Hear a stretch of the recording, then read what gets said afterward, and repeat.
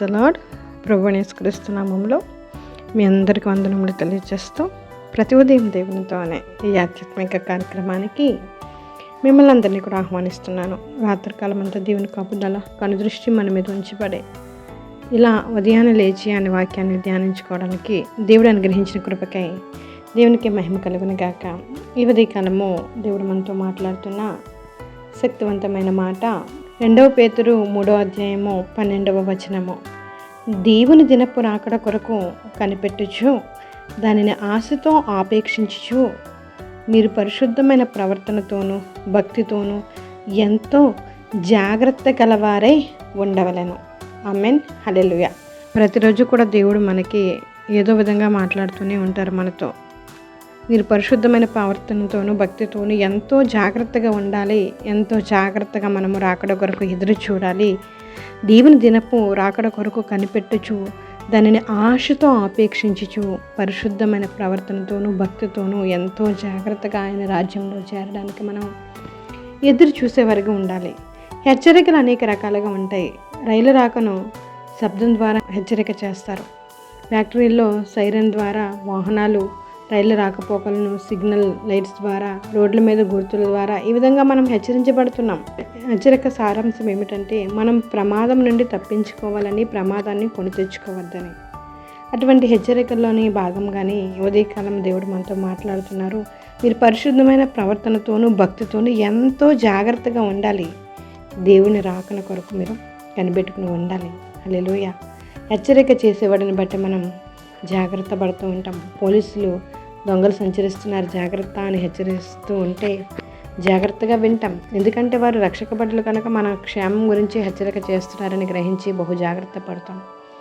పోలీసుల కన్నా నమ్మకమైన వాడు, అనుభవం గలవాడు అపోస్తులైన పేతురు గారు మన ఆత్మీయ జీవితాన్ని సాతాను దోచుకోపోతున్నాడని హెచ్చరిక చేస్తుంటే మనం మరింత జాగ్రత్తగా వినాలి కదా. సంఘంలో ఎదురయ్యే ప్రమాదాల గురించి సాతాను సంఘంలో నుండి తన వారిని లేవనెత్తి తప్పుడు బోధనలను, సిద్ధాంతాలను, దేవుడు వాక్యాన్ని వక్రీకరించి విశ్వాసాలు స్థిరంగా నిర్మించుకున్న ఆత్మీయతను కొల్లగొట్టే సాతాని క్రియల గురించి జాగ్రత్తగా ఉండమని హెచ్చరిక చేస్తూ ఈ పత్రిక పేతురు గారు రాసి ఉన్నారు. హల్లెలూయా. దేవునికి మహిమ కలుగును గాక. మీ విశ్వాసమునందు సద్గుణమును, సద్గుణమునందు జ్ఞానమును, జ్ఞానమందు ఆశానిగ్రహమును, ఆశానిగ్రహమునందు సహనమును, సహనమునందు భక్తిని, భక్తి యందు సహోదర ప్రేమను, సహోదర ప్రేమ యందు దయను మనం అమర్చుకోవాలని పేతురు గారు రాసిన పత్రికలో దేవుడు మాట్లాడుతున్నారు. హెచ్చరిస్తూ తన దినములు లెక్కించబడినవని, దగ్గర పడినవని గ్రహించి దేవుని ప్రియ సంఘాన్ని శత్రువైన సాతాను తంత్రముల నుండి తప్పించాలని ఆపేక్ష గలవాడే జాగ్రత్తలు చెబుతూ మాట్లాడుతున్నారు. మనం చాలా జాగ్రత్తగా ఉండాలి. రాకడ వస్తుంది. రాకడలో ఎత్తబడే భక్తి మనం చేసేవారిగా ఉండాలి. పవిత్రతను కలిగి ఉండాలి. సాతానికి చోటు ఇవ్వకుండా భక్తులు ఎదిగేవారిగా మనం ఉండాలి. హల్లెలూయా. దేవునికి మహిమ కలుగును గాక. ఇంతవరకు నష్టాన్ని, నాశనాన్ని కొని తెచ్చుకున్న వారు చాలామంది ఉన్నారు. సాతానం చీకటి శక్తుల చేత బంధించబడి వారి జీవితాలను నాశనం చేసుకునేవారు చాలామంది ఉన్నారు. బైకి భక్తిపరులుగా కనిపిస్తూ గొప్పగా బోధిస్తూ లోపల అనేక పాప పనులు చేస్తూ పాపపు కన్నులు కలవారై అస్థిరులై శాపగ్రస్తులుగా ఉన్నవారు చాలా ఉన్నారు. గొప్పలు చెప్పుకుంటూ శరీరచ్ఛల చేత ఈడ్చబడుతూ మారు మనసు పొందని ఎందరో ఉన్నారు. వారందరికీ ఇంకో దేవుడు సెలవిస్తున్నాడు. మారు మనసు పొంది నూతన విశ్వాసగా నీవు మారు, పోకిరి చేష్టలని విడిచిపెట్టు. దేవుడు మాట్లాడుతున్నారు. విడిచిపెట్టినట్టు నీవు నటించవద్దు. కుక్క తన వాంతికి తిరిగినట్లుగా వీరి జీవితాల్లో విడిచిపెట్టిన పాపాలు మరలా చేయొచ్చు. భ్రష్ట జీవితాన్ని గడుపుతున్నారు గురించి ఈ పత్రిక హెచ్చరిక చేస్తుంది. ఈ పత్రికలో యేసు త్వరగా వచ్చుచున్నాడు అనే మాట నిజమని, ఆయన ఆలస్యమునకు కారణము ఏ ఒక్కరూ నశించిపోకూడదని నీ నిమిత్తము నా నిమిత్తము ఆయన ఆలస్యం చేయుచున్నారని ఈ పత్రిక ద్వారా దేవుడు మాట్లాడుతున్నారు. ఆయన వచ్చే వరకు పరిశుద్ధ ప్రవర్తనతో భక్తితో ఎంతో జాగ్రత్తగా మనం ఉండాలి. తర్వాత కొత్త ఆకాశమును, కొత్త భూమిని స్వతంత్రించుకుందామని దేవుని వాక్యం సెలవిస్తుంది.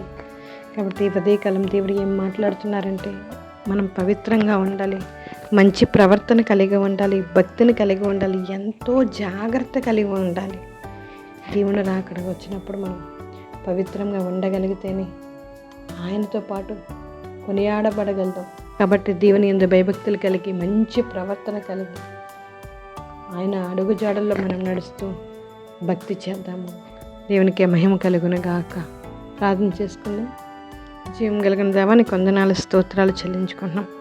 ఈ ఉదయకాలంలో మీరు మాట్లాడిన మాటలను బట్టి మీకు స్తోత్రాలు చెల్లించుకుంటున్నాం. మమ్మల్ని భద్రంగా ఉండమని, పవిత్రంగా ఉండమని, మీ రాక కొరకు మమ్మల్ని స్థిరపరుస్తున్నందుకు మీకు స్తోత్రాలయ్యా. మీ రాక కొరకు మమ్మల్ని సిద్ధపరుస్తున్నందుకు మీకు వందనాలు. ఈ ఉదయకాలం ప్రార్థనలు ఏకవేస్తున్న ప్రతి ఒక్కరిని జ్ఞాపకం చేసుకోండి. భక్తి జీవితంలో తప్పిపోకుండా, ప్రార్థనా జీవితంలో తప్పిపోకుండా, పవిత్రతలో తప్పిపోకుండా, మీరు ఆకడ కొరకునైనా మేము సిద్ధపాటు కలిగి జీవించే కృప మీరు అనుగ్రహించండి. బలహీనంగా ఉన్న వారందరినీ బలపరచండి. కాపుదల కృప, ఆరోగ్యం, ఆయుష్లు దయచండి. ఈరోజు ప్రయాణాలను జ్ఞాపకం చేసుకోండి.